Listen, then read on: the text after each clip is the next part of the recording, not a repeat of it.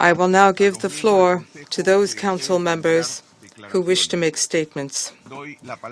I give the floor to the representative of the Russian Federation. Thank you, sir. Russia called for this urgent meeting of the Security Council to discuss the aggressive actions of the United States and their allies against Syria. This is the 5th meeting on this topic just this week. The President of the Russian Federation, Putin, made a special statement today, and I will quote him. On the 14th of April, the United States, supported by its ally, launched an airstrike against military and civilian targets of the Syrian Arab Republic. Without a mandate from the United Nations Security Council, and in violations of UN Charter and norms and principles of international law, an aggression against a sovereign state was carried out, which is on the front line in the fight against terrorism. Just as 1 year ago, when the Syria air base in Syria came under attack, the United States used as a pretext a staged chemical attack against civilians. This time in Duma, a Damascus suburb. Now, Russian military experts did not find any traces of chlorine or any other toxic agents when they visited the site. Not a single local resident was able to confirm that a chemical attack had actually taken place. The Organization for the Prohibition of Chemical Weapons dispatched its experts to Syria in order to investigate all the circumstances. However, in a sign of cynical disdain, a group of Western countries decided to take military action without waiting for the results of the investigation. Russia condemns in the strongest possible terms the attack against Syria, where Russian military personnel are assisting the legitimate government in its counterterrorism efforts. Through its actions, the United States makes an already catastrophic humanitarian situation in Syria even worse and brings suffering to civilians. In fact, the U.S. panders to the terrorists who have been tormenting the Syrian people for 7 years, leading to a wave of refugees fleeing this country and the region. The current escalation around Syria is destructive for the entire system of international relations. History will deliver its verdict, and Washington already bears a heavy responsibility for the bloody outrage in Yugoslavia, Iraq, and Libya. End of quote. Russia has done everything possible to convince the United States and its allies to refrain from their military plans, which could lead to a new spiral of violence in Syria and destabilize the Middle East. The Secretary General of the UN, at the meeting of the Security Council that we convened yesterday and today, has expressed his concern about the way events have developed. However, in Washington, London, and Paris, preferred to disregard appeals to common sense. The United States and its allies continue to demonstrate blatant disregard for international law. Although as permanent members of the Security Council, they must be especially firm in protecting the provisions of the UN Charter. It was shameful to hear how, in justifying the aggression, an article of the U.S. Constitution was mentioned. Now we have the greatest respect to the right of each state to respect their own founding law. However, Washington should learn, it's time for Washington to learn that the International Code of Behavior regarding the use of force is regulated by the United Nations Charter. It's interesting how the people of Great Britain and France, what they will think that when they find out that their government is taking part in an illegal military adventure by referring to the American Constitution. You're constantly tempted by neocolonialism. You have nothing but disdain for the UN Charter and the Security Council, which you are unjustifiably trying to use for your illicit aims. There's no serious work that you're doing in the Security Council. You don't consult us, and you mendaciously claim otherwise. You undermine the authority of the Security Council. As a pretext for aggression, you mention the alleged use of chemical weapons in the Syrian city of Douma. Representatives of Russia, after an inspection by our experts, unequivocally stated that no such incident took place. Furthermore, there were people found who took part in this staging. And in fact, the inspirers and organizers of that staging were foreign intelligence services. After this event, the Syrian authorities immediately invited experts from the Organization for the Prohibition of Chemical Weapons so that they conduct a field mission to Douma in order to establish the facts. Quickly, visa formalities were resolved and guarantees of security were provided. At the time the strikes were conducted, experts were already in Syria and getting ready to begin their work. I want to recall to the members of the Security Council and everyone else that on the 10th of April, when our draft resolution on the secure work of the special mission of the OPCW was blocked, we were assured of the fact that such a document was not necessary. We were told that the mission, without any additional efforts by the Security Council, will go visit the site and conduct an investigation of the chemical incident. Now it is clear that we were absolutely right. Yesterday, some of our colleagues, some of them naively, some of them cynically, told us that the reason of the situation is supposedly a lack of an independent investigative mechanism. The aggression has shown that that is not the issue at all, as we stated. During last year's attack against the Syria air base, there was the joint investigative mechanism of the UNOPCW that did not prevent the United States from conducting a missile strike. Afterwards, the JIM, in fact, made sure that its conclusions coincided with the reasons for the American strike. We have said many times, you don't need any investigations. You didn't need them then, and you don't need them today. The organizers of the aggression didn't even wait for the elementary establishment of facts by an international organization which is authorized to do that. They supposedly determined everything for themselves and determined who was guilty.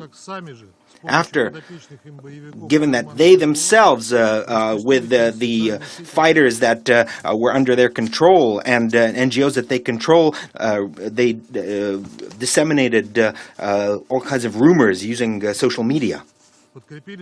They confirmed this through so-called secret intelligence. Mythical secret intelligence.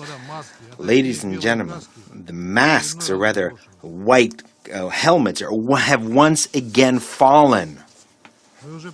We are already used to the fact that when they conduct their doubtful geopolitical policies, the countries that are aggressors already blame the regime of Assad. Lately, they tend to shift responsibility on Russia, which, according to their interpretation, cannot control the dictator. All this is based on a scheme that is that has been well tried. There's a provocation, there's mendacious accusations, a verdict, and punishment. This is how you want international affairs to be conducted now? This is hooliganism in international relations and not minor hooliganism, given that we're talking about major nuclear powers. Several strikes were conducted against the Scientific Research Center in Barza and Jamraya. Recently, 2 inspections by the OPCW were conducted with unimpeded access to all facilities. Experts didn't find any traces of activity that would contravene the Chemical Weapons Convention. The scientific facilities in Syria are used only for peaceful activity, which is aimed at enhancing the effectiveness of economic activity of Syria. You want Syria to have no economy at all? You want to throw this country back into the Stone Age? Just a few years ago, this country was one of the most developed countries in the Middle East. You want to finish off what your sanctions haven't achieved yet. At the same time, you're trying. You are shedding crocodile tears about the suffering of ordinary Syrians. Well, ordinary Syrians who are tired of war and who are happy that their legitimate authorities have freed their territory are not. You're not interested in their suffering. Your aggressive actions contribute to worsening the humanitarian situation, which you are so worried about, according to your statements. In 24 hours, you could stop the conflict in Syria. For this, Washington, London, and Paris only have to give orders to their hand-picked terrorists to stop their fighting against the legitimate authorities and against their own people. The strikes were conducted against Syrian military airfields, which are being used in the course of an operation against terrorist organizations. It's quite an original contribution to the combat against international terrorism, as Washington keeps repeating, which, as Washington keeps repeating, is the only goal of its military presence in Syria. We have serious doubts about that.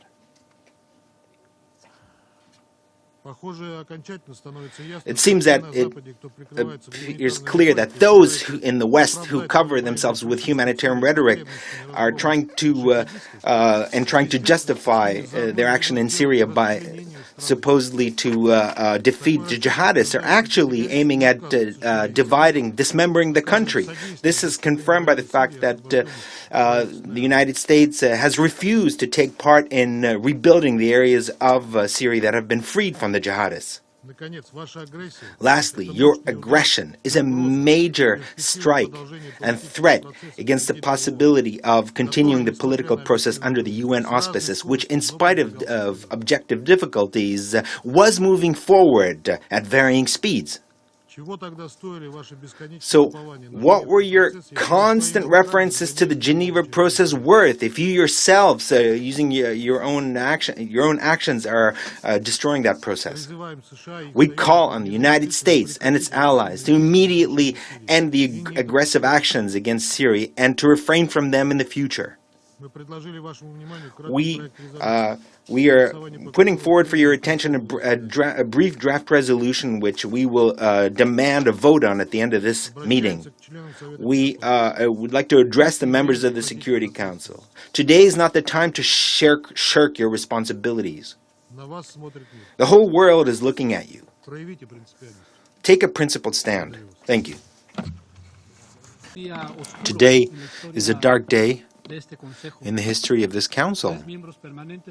3 permanent members of the Council have taken the decision to breach the Charter of the United Nations and take military action against the sovereignty and territorial integrity of another member state of our organization. But in addition to that, as the topic of this meeting is the fact that 3 permanent members of the Council, as I said, have used force in breach of the United Nations Charter.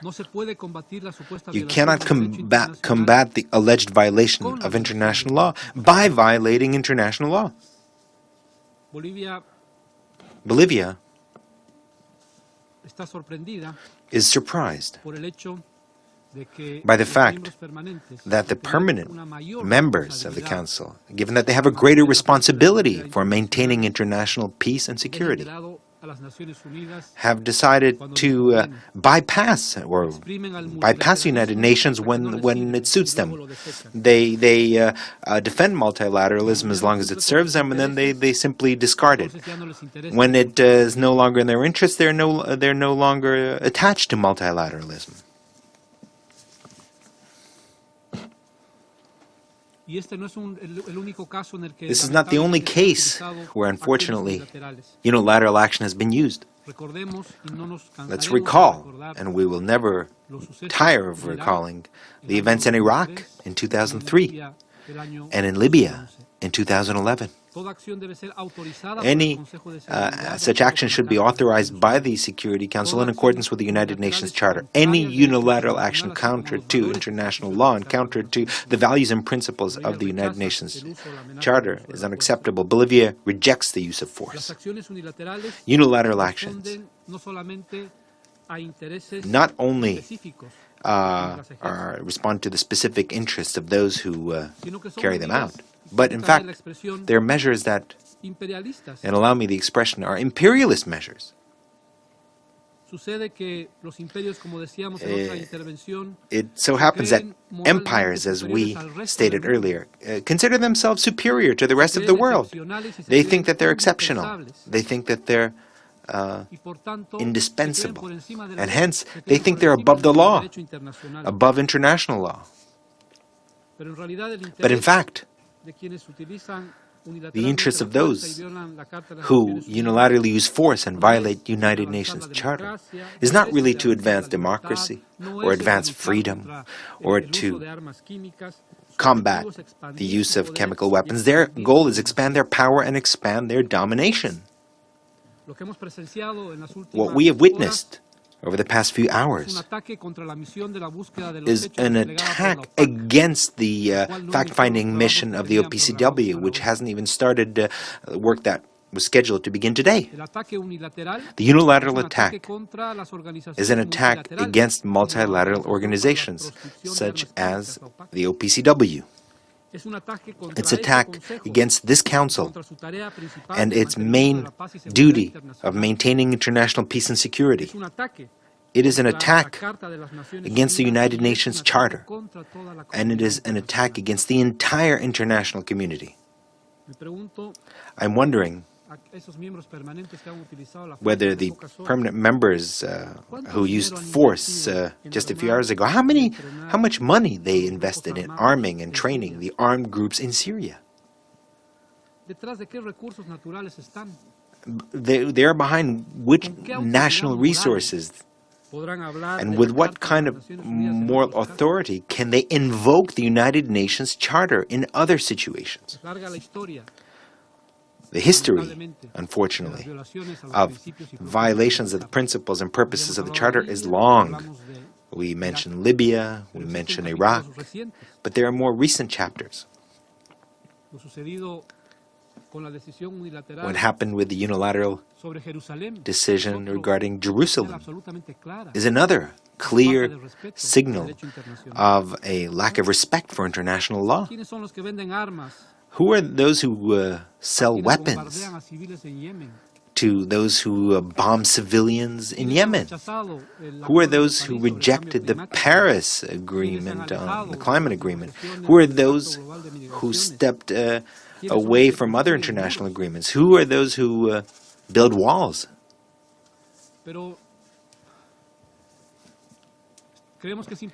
But we also believe that it's important to look at history in the long run, over longer periods of time. We are experiencing the consequences in the Middle East of the actions provoked by certain colonialist powers dating back to a century or more. And the same thing that we're experiencing in Syria, and complete disdain for international law, is also something that we are seeing when, for example, the United Kingdom refuses to return the Malvina Islands, their sovereignty, to Argentina, or when the Chavos archipelago issue is not resolved.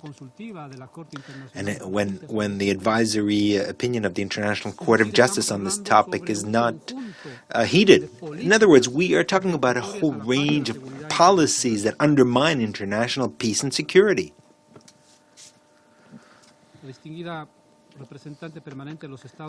distinguished permanent representative of the United States states that the United States, her country, is ready, is locked and loaded, as she says.